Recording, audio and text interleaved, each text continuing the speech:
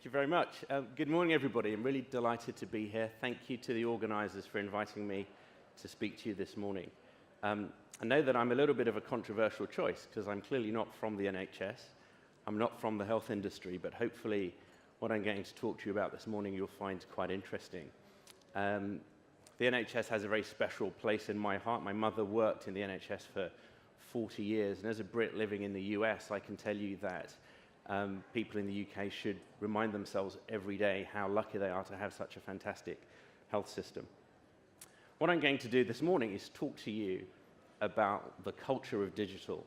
And I know that there are lots of people who talk about strategy and lots of people who talk about how important it is to have great technology. And my perhaps slightly controversial approach is going to be that none of that is that important, and that actually success in the digital space really requires you to focus on culture. Hence the title of my presentation, which is Culture Eats Digital Strategy for Breakfast. Apparently Peter Drucker said that without the digital bit. That's not actually true, I discovered, but apologies to Peter Drucker. So what I'm going to do is do a little bit of an introduction. I'll tell you a little bit about my history and my experience in digital.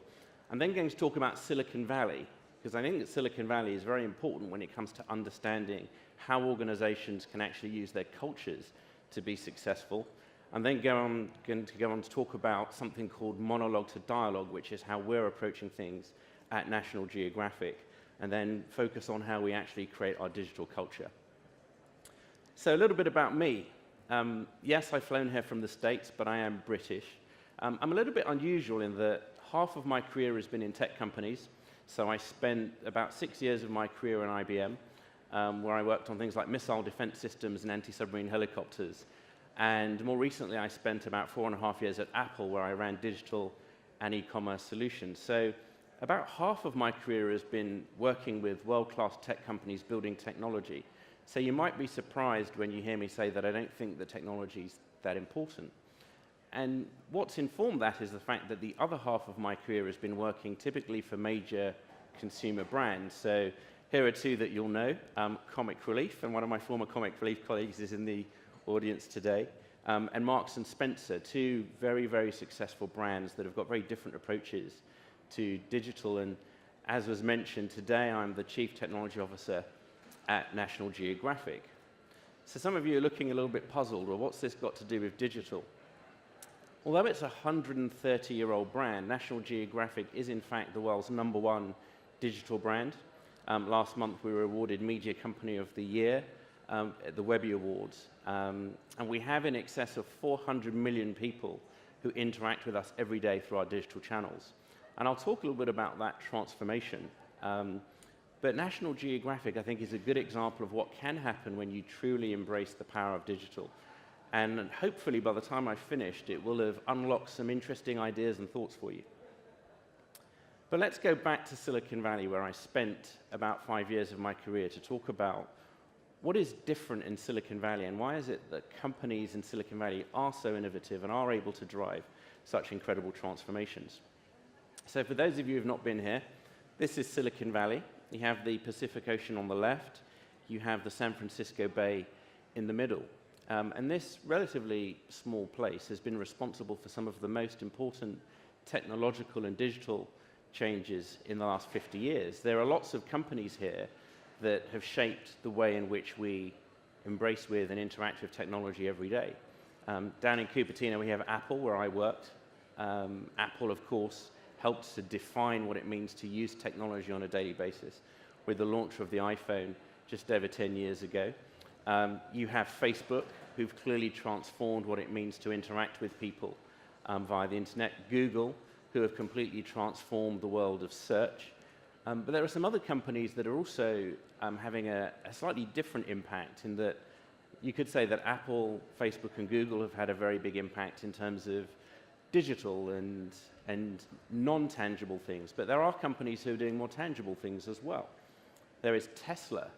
Down in Palo Alto, Tesla, of course, have transformed the way in which we drive, and also the way in which energy is used. 23andMe is transforming the way in which certainly many consumers in America are thinking about health. And then we have Genentech up in San Francisco, who are also changing the way in which people think about health using technology. And last but not least, Helix, who have been one of the pioneers of DNA testing for consumers. What's interesting about all of these companies is that they all have quite different strategies and quite different approaches. They all have quite different technology. But one of the things that unifies them is the cultures that they have developed and the way in which those cultures have helped them to drive success, but also led to incredible transformation around the world. So let me just go on to talk about why I think that's the case and how I think these companies have built cultures that allow them to be successful. At the foundation, of course, is technology, and you've heard this morning and also yesterday about the importance of technology. And as a technologist, I can tell you that technology is important, but it is not the most important thing. The companies that I've just talked about are unique in that they really embrace flexible technology. So the idea of huge systems that are monolithic, that take a long time to implement, is just not something that these companies are comfortable with. So at the core of all of their digital success is the idea of very flexible technology, disposable technology. One of the things that might surprise you is that when I worked at Apple, there are very few projects in Apple that last more than a year. In fact, I can't think of any project or major technology initiative that lasted more than a year, because if it takes more than a year to do it, the business will have changed and you probably are not going to get any real value from it. So that's quite different from some of the experiences in the public sector, particularly in the UK, but that's just something to bear in mind, this idea that technology is there to be flexible and to serve. They're obsessed with experimentation. Nearly all of these companies have a culture that really embraces this idea that you can't possibly define a strategy and then build a solution and expect it to work. What you have to do is spend some time experimenting, coming up with concepts and ideas that you then put into the marketplace and allow your consumers to tell you whether or not they're right. I know that this is something that some organizations find hard, but I'll go on to explain how experimentation can be really critical to success in this space. They're also obsessed with measurement, and obviously if you experiment, then you also need to measure. And one of the things that's very important for all of these companies is how much attention they pay to what is happening with their products and their technologies and the services that they implement. I would say it's near obsessive in many of these organizations. Agility is another important thing in that they move very quickly indeed, and some of you will have heard of this expression, failing fast. And failing fast is incredibly important in Silicon Valley. Believe it or not, there is a conference that takes place in San Francisco each year called FailCon. And FailCon is for organizations that want to present on projects that they have implemented that have failed. And it has thousands of attendees, and it is a representation of the fact that the culture of these organizations is quite different. They embrace failure on the basis that failing is learning, and learning is giving you the opportunity to adapt, and so that's very, very important to these organizations. But the most important thing, and the thing that all of them believe in, the thing that unifies all of these different organizations and cultures, is this belief that the customer or the user is king or queen. This idea that everything that they do has to be driven by the desire and the need to actually understand what their users want. Now, having spent 5 years in Silicon Valley, I can tell you that that is the thing that drives all of the behavior. When you go to dinner parties, it's fascinating hearing product and technology people in these companies talk about their obsession with users. And I think that there's something that we can all learn from that, and it's one of the things that has helped to shape our thinking at National Geographic, and why we believe that we've been successful in making this transformation from being a 130-year-old brand to being a digital brand. But it's not easy, and it's very easy to stand here today and present to you on what sounds like common sense, but let's go back a few years. Steve Ballmer, when he was the COO at Microsoft, he laughed when the iPhone was launched. He actually said, this is going to be a disaster. The iPhone will not be successful. There is no market for people to have a device in their pockets that is a web browser, a phone, and an MP3 player. He thought it was ridiculous. And this is the guy who was at the time the COO of the second biggest technology company in the world. And I think this highlights how hard it is to predict the future, because for those of you who are not sure, he was clearly wrong. Not only was the iPhone incredibly successful, but it has helped to completely shape the way in which not only do we interact with technology, but the way in which we interact with each other. And so predicting the future is very, very hard. And one of the things that I think is really important is this idea that for brands like National Geographic that have been around for a long time, you always have to be prepared to embrace the future, no matter how challenging it may be. And so we have a strategy that we call monologue to dialogue. And I'll take you on a little journey over the last 100 or so years that will hopefully provide you with some insight into how we've gone from being a very old magazine to being a very successful digital brand. Let me take you back to July 1906. So July 1906 was an important year for National Geographic. The organization, which was founded in 1888, had a great tradition of innovation, science and research. It was founded in Washington, D.C., where I live today, by a group of men, including Alexander Graham Bell, who wanted to teach people about the world. And teaching people about the world back then was primarily writing articles about science and exploration and animals. 1906 changed that. These were the first ever flash photographs that were published. So this was flash photography used to capture at night some deers in the American countryside. These deer looked pretty startled, but they were not as startled as the trustees of National Geographic, because about half of the board resigned in disgust at this newfangled fad that they said would completely undermine the scientific credibility of National Geographic. Now, some people within the organization fought hard to make sure that that change was embraced. And clearly it prevailed. National Geographic is known today for its photography. But that was not something that happened easily. This was a debate that raged for some time and that led to a bit of a schism within the organization. But let's forward wind just over 110 years. Let's go to July 2017. What is National Geographic doing today? How are we continuing to innovate? This video will give you an example of how much we have embraced this idea of innovation and change.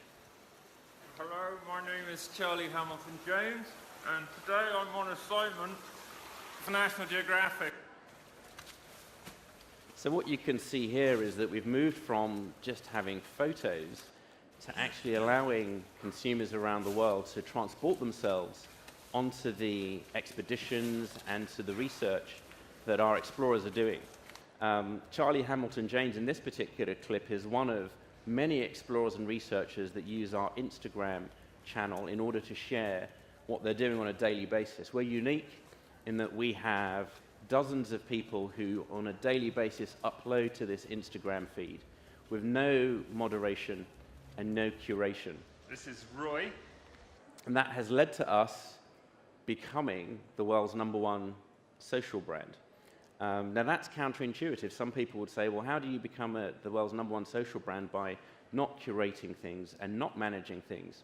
And I believe that that is driven by authenticity, and that has come from our culture. So as I said before, we have 400 million fans. That is clearly a huge audience. Yesterday, it was around 420 million people who interacted with us via our social channels. That's Instagram, that's Facebook, as well as our own website.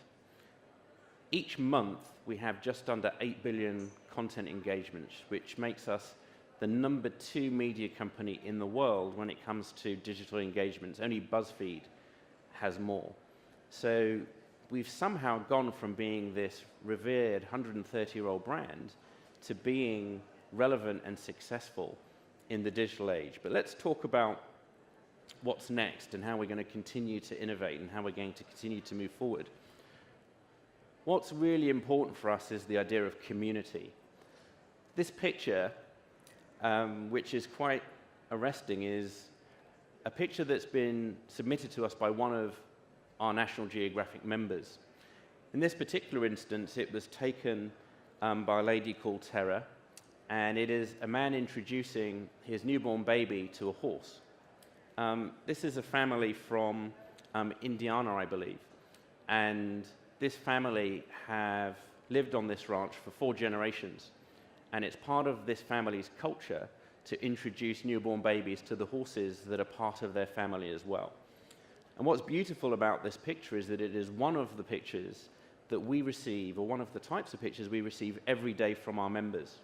Because we have decided that the future of National Geographic is not just us producing and sharing content, but allowing our community to share that content with us. So we have an incredible community called Your Shot. This picture was submitted as part of that. Your Shot has just under 1 million members, and we receive every month 150,000 pictures like this in response to different assignments that we set. And what's happening is that we're shifting from a world in which we have professional explorers and photographers taking content which is then distributed out into the world, to a world where in fact we have a community that is built up around us, where we have become a platform where we enable their own creativity, which is quite interesting. But let me show you some more examples of the sorts of photographs that our members give to us. I don't want you to think that these are in any way amateur. These pictures are all examples of things that are submitted to us on a daily basis. These are not professional photographers. They are members of National Geographic who are passionate about the work that we do, and we're passionate now about the work that they do. And you can see these are some really stunning images. This is my favorite. These birds are called falconets, and they are a member of the falcon family from China that don't grow any bigger than the size of a sparrow, but look like falcons. And that for us is a very important indication of what we think the future means. The future for us is about building a community, building connections with the people that care about National Geographic, so that our brand is more than just a media brand, but we become truly the enabler of a community. And we think that is one of the important features of a digital future. But how did we get there, and what are the things that have allowed us to be successful? Well, I mentioned earlier that we were inspired by Silicon Valley, but I'm going to end by sharing with you some of the components of the cultural change that we have undergone that's allowed us to be successful in this space. And I'm hoping that some of these are relevant to the organizations that you run. The first thing that I'll say is that we have had to invest very heavily in the technology, and there is no doubt that technology is an important enabler of digital transformation. But the important thing here is that we have set ourselves the challenge of using technology to provide our National Geographic team members with the tools that they need to do their jobs. So one of the principles that I set was that the experience of a National Geographic person sitting down at their desk in order to do a piece of work should be as good as we would deliver to a consumer that was buying something from us. Now, that led to some people scratching their heads, and I think many of us are used to technology not being very high quality and not providing a great experience, but that was one of the foundational elements of creating this culture, ensuring that we provided our people with the tools that they needed to do their jobs effectively. And that investment has been considerable, but has allowed us to get to the next stage of our digital transformation. Executive involvement has been absolutely critical. My chief executive is very passionate about the future of digital. His name is Gary Nell. He's most famous for having been the chief executive officer of Sesame Street. So I think you probably all know Sesame Street. One of the things that Sesame Street was known for was innovation. And once again, his commitment to supporting our consumers and supporting our teams has been instrumental in moving forward with this strategy. And so having that involvement is key, and complete openness and transparency has been important. We have incredibly clear KPIs, and I talked earlier about this idea in Silicon Valley of measurement, and this idea that people in Silicon Valley obsess about capturing data. And certainly for us, that is really, really key. But we don't just set KPIs, we set what we call the metrics that matter. We measure people based on things that are important not only to them but to the business. A good example would be the way in which we measure how much people like our content. We don't just look at traffic, we look at how engaged they are with that content. We use the Net Promoter Score, which is a very well understood metric from Bain Consulting, to really understand whether or not the things that we're producing are engaging our key audiences, and that's essential to us and essential to our future. I talked about experimentation previously, and we obsess about experimentation. We test every experience before we roll it out live. Right now we have a new version of nationalgeographic.com that is being tested. It is in beta. We have just relaunched the magazine with a beautiful new design and also some controversial topics. Those of you that haven't picked up a National Geographic magazine recently, I'd encourage you to pick up a copy of last month's, if you can. They are selling for around £50 now on eBay. The last issue of the magazine was on the topic of race, and it was a number of interviews and a number of pieces of research with scientists disproving the concept of race and explaining why there is no such thing as race. That led to a really interesting, heated debate in America, as you can imagine. And the front cover of the magazine was two twins, British twins in fact, one who happens to have white skin and blonde hair and blue eyes, and the other who happens to have dark skin and brown eyes. And all of these changes that we're driving are driven through experimentation. It's very important that we understand exactly what our audiences want before we make any significant changes to them. And last but not least, something that you've heard me talk about many times during this presentation, this idea that we are incredibly focused on our end users, on our customers. I can tell you that we genuinely love our customers. We have created an environment where the people within our organization care passionately about all of our consumers and our customers. They care about the experiences that they deliver. They care about the work that we do. And it's my belief that our success in becoming one of the world's leading digital brands has been driven very heavily by the cultural change that is based on these different components. And obviously, time will tell. It's our belief that we will continue to be successful in the digital space and continue to invest and continue to transform ourselves. But the proof's in the pudding, as they say, and so we're very excited about the future. Hopefully, you found that interesting and stimulating, and it's been a real pleasure talking to you this morning. Thank you very much.